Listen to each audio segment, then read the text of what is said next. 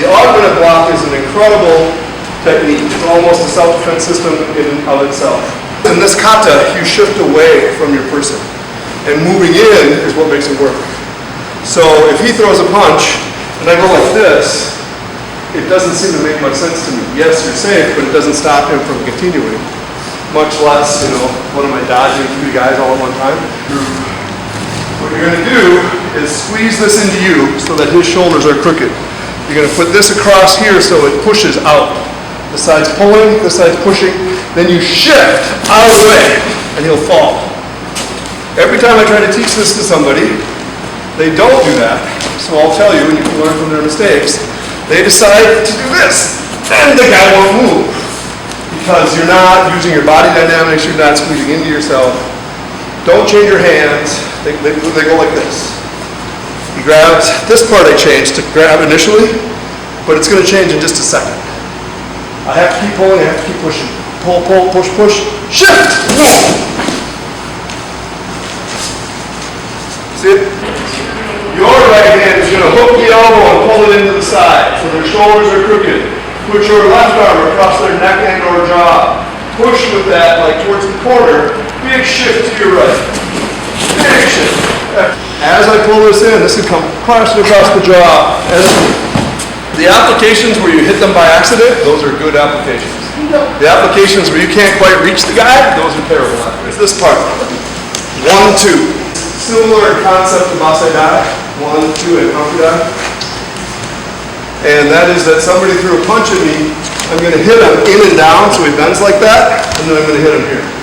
So I should tell you this slower. When he throws the punch, my hand comes up to cover it. As I step forward, as I do this hand slides to here and hooks. This is why you have a drawing arm almost always. So as I pull on this, I push down on a soft squishy part, and then hit there. Punching straight, strong stomach, won't make as much difference. You got to get a down action and it breaks their structure so that this will work. I'm going to take my front hand and move this over here just a little bit. So if he's got anything to punch with, it's that side. As he launches that, I'm going to attack into here and stop him. So I move his hand, go, punch. 1, 2, there you go. Okay, look how he's leaning backwards and I'm forwards. I want that. Not this. So ideally, after this, I want to get to that arm before his elbow gets past his shoulder. I have a huge advantage if I can get to it there. I'm going to strike right into his bicep with my palm or slightly up towards the edge of the deltoid, both of which give him a shock in the back of his neck here. You feel that? Arms up, cover, go. Oh. Yeah! Okay? I'm in good position, he's not. He's about ready to fall over. Indeed. So I'm hanging on to him here. And he's bent. He's holding me up.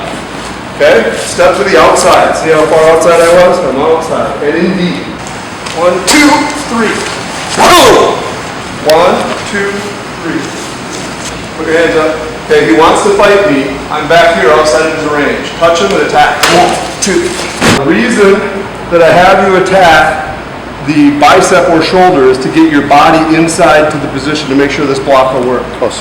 If I have people step and punch for the head, they shift their weight and they stop outside, and then this isn't an effective grapple or throw. Grab my wrist, I re-grab him here, and maybe we're struggling. He's not pull hard and kick, then shift forward and strike. And then if there's any life left in him, get in a 1, 2, 3. But the pull and the kick can matter. I want them to be up and down, and I want them to face towards the middle of her. And then this is a great position for many things. See how this bends her? So look at, there's her knuckles. Oh, there they are, upside down, and they're still facing towards her. And I'm going to grab and squeeze. His tendency is to straighten his elbow. Try with me. Keep it straight. This makes this very difficult. So for me to make this slightly better, I'm going to bend his elbow by moving forward and by squeezing with my little finger here, or my big finger. So now it's very effective. Okay, no, that was good. So if somebody's muscling it out by locking their elbow up, that's a legitimate counter. You need to move in a little bit, which most of our stuff moves in anyway. In a little bit, and right there. But then they've got that X that we were talking about. You punch at your head, and you cover your head and hit him in the groin. 1, 2. You hit him in the groin, it tends to bend him forward. This shift tends to bend him backwards, and this comes hammered around. You feel that? Without the bag, across his head, this is a nasty thing to do. So maybe he threw a punch at me, and you cover it, and right as he starts backwards, this hand comes around and hammers him at the same time. Actually in Joan, it's in the techies, and we make it like, oh, he's stepping and punching with this side, that side, and they're clueless about what this is. Oh, maybe you shift in. Well, maybe. But something like this works way better. Yep. 1, 2. Like this. I'm over here minding my own business. I turn. I'm going to go with that turn. My knee's going to hit here and here. My hand wraps around his head. So you might look at it and say, that doesn't look like mine. But from this side, this is boom! That's something.